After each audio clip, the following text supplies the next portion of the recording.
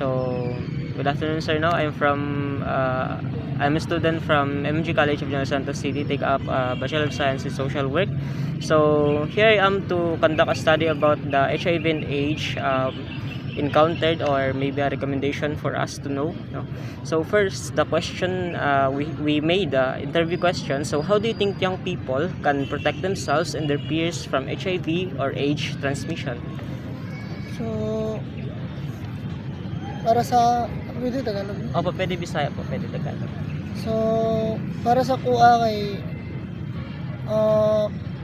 need nila is dapat naapod sila alamang about sa HIV ug sa AIDS, and then i-avoid nila ang makipag-intersex, physical intersex without protection, like maggamit og condom, or mas maayo kung miskan wala pa man sila kaano is magpa konsulta na sila daan kung basi ba na sila nahawaan na ba sila or unsa pa.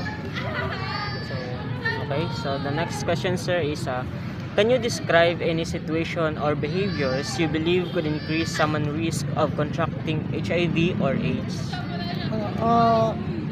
Siguro sa like sa mga tato, mga kapatato. So, namang goy case nga ang ilang natatuan nga una nilang client is naana siya HIV, which is wala sila kabalo, and then same lang dagom ang ilang nagamit sa next client. So, possible nga tungod ato mas taas ang risk sa paghawa sa ibang tao.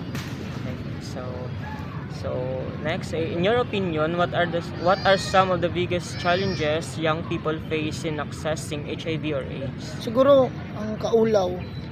Yes, ang kaulaw gid nga magkonsulta sila tungod kay ingunana, tapos manglisod na pud sila o kumbaga makakita pag other relationship tungod kay if mabalaan magud sa iban nga nakasakit na is syempre kapandirian magud ka. So the last question, sir, is what do you think are some common misconceptions or myths about HIV or AIDS among young people?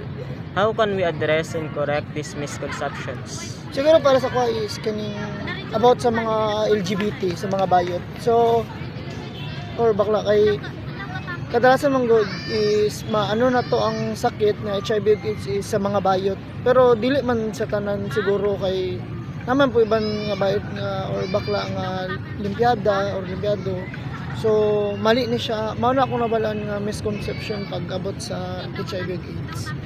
So, how can we address this, or paano natin ma-correct nga ang situation? Siguro i-avoid na to ang gani karang